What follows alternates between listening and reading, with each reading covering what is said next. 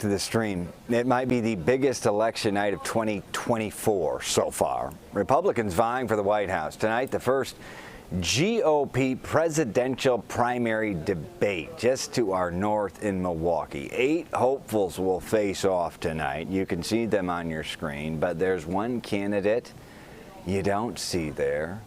Certainly notices missing. Here to explain, former Illinois Republican Party Chairman Pat Brady, who is headed up to Milwaukee tonight. Pat, thank you for your time this morning.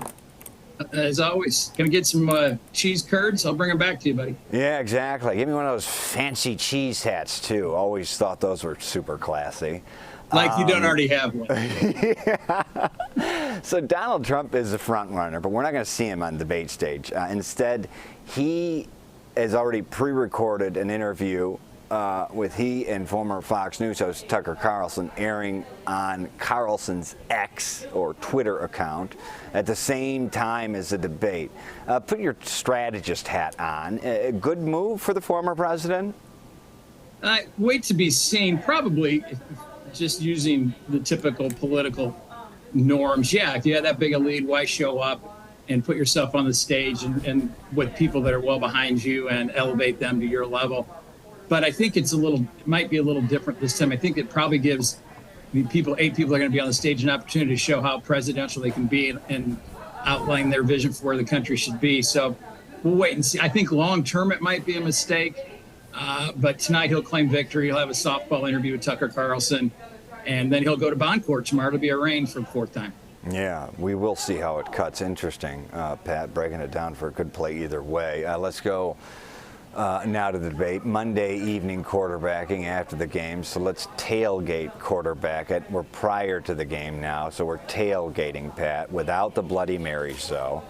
We are in Wisconsin, so we're going to drink PBR or whatever they make. Yeah. Well, I think they make them all, right? So you're going to be there at the debate. How do you see it shaking out amongst the 8?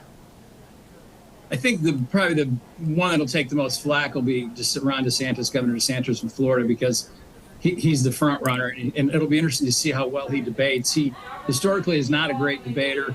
He tends to get irritated with people. He's not a super personable guy, so that would be most interesting. But I think he needs to have a breakout night tonight because his campaign has been floundering. He's supposedly the heir apparent to Donald Trump. But I think there's some other interesting folks in the field. You have Nikki Haley, the former South Carolina governor, former ambassador to the United Nations, very impressive woman with a great resume. Tim Scott, senator from South Carolina. And we'll see what Chris Christie does. So I think it's going to be interesting. I just don't expect the fireworks that we would have had, with Donald Trump being there and hurling insults at everybody. Yeah, and interesting you bring up DeSantis. I mean, he does seem to have trouble with what we call in this game the Q score, kind of the likability, as he's tete-a-tetes with reporters all the time. So how big of a night is this for Florida Governor Ron DeSantis? He's polling in second place right now, but Trump's got around 62% per a recent CBS News poll. DeSantis sitting around 16%. DeSantis, as you said, was once kind of seen to be the potential neck-and-neck contender. That's a 46% difference. What does Governor DeSantis need to do tonight, since you already talked about him, considering, as you said, former Ambassador Haley, Senator Scott, they're pretty polished. They're good. They're going to bring their A game.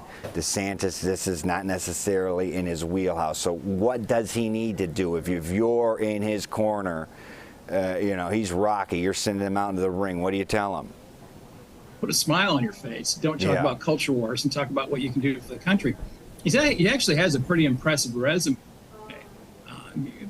Ivy League grad, military service, and a decent record in Florida if you're kind of a Trump conservative. But he's just, like you said, the Q score. There's something about him, and you do have to have a likability factor in politics. Remember when Al Gore was running against George Bush in 2000? I still think George Bush won because people wanted to have a beer with George Bush, and Al Gore was kind of a stiff, more of a professor. But DeSantis, and I watched a lot of the previous debates and some campaign ads, he's stiff. He may be a super smart, talented guy, but he's just not a guy. He's not a Bill Clinton, right? You walk in, right. You like him whether or not you like Clinton, but Clinton was just very good at the retail politics game, and DeSantis is not. But if he doesn't do something tonight, you've already seen major donors run away from him, And I think you know how it is. The vultures start circling that this may be beginning of the end for his campaign. But again, to the polling, these are state by state races. So 46-point lead nationally to me is it doesn't matter. These things can change fairly quickly depending on the results of an individual primary. Boy, interesting. Al Gore was stiff, wasn't he? He might have been the stiff. I'll never forget the poll Jeez. about that, just likability, and there was something. And I'm not. I never minded Al Gore, but I voted for Bush, obviously. But Bush was just more likable. Yeah, and then polar opposite of then who would be, the guy in charge when he, teamed up with Clinton. A guy like you said could schmooze anyone. So let's go now to legal troubles. Put on your former U.S. attorney hat for me, former assistant U.S. attorney. Mr. Trump expected to turn himself into authorities in Fulton County, Georgia tomorrow. He, along with 18 others, indicted on alleged efforts to overturn the 2020 presidential election results in Georgia.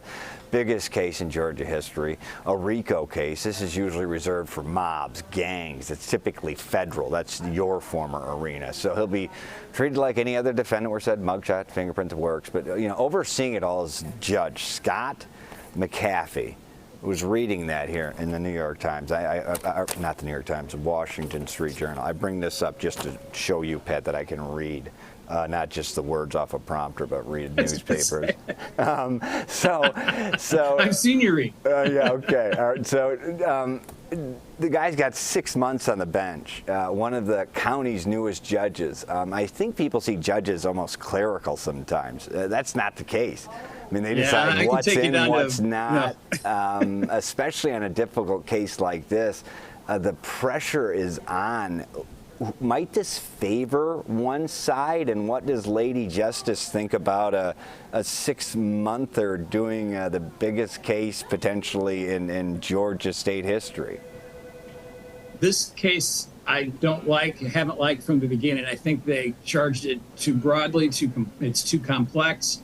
The state prosecutors typically don't deal in RICO in these kind of cases. I know the DA down there has done at least one of these. This judge has 6 months experience, and maybe he can pull it off. He just has to call balls and strikes and do it fairly. I'm not sure if there's a benefit, but I do believe, I wish that these folks would all get together, try the federal case on the January 6th stuff, and then I think we can get this resolved. But I think this Georgia case is going to be very problematic for a lot of reasons, primarily the ones we just talked about. Yeah, you've kind of been down on it since day one, so we'll see how that pans out tomorrow. Pat, we've got your homework for you tonight, a debate to watch. Hope to hear some highs and lows potentially of what's probably going to be a Mr. Trump, Tucker Carlson softballer, but we'll see what comes out of that, because Mr. Carlson may be throwing softballs, but surely Mr. Trump will be throwing fireballs. First GOP presidential debate airs tonight, 8 p.m. Central on Fox. We'll have a full recap with Mr. Brady tomorrow. Thank you for your time this morning, 7:40 a.m. Have a good day. Stay cool. Thank you, sir, right here on the stream. Former Illinois Republican Party chairman, we appreciate his time. And now, there's another one of our favorite faces right there. Stay with the stream for updates from CBS 2 political investigator Dana Kozlov, live from Milwaukee throughout the day, right here on CBS.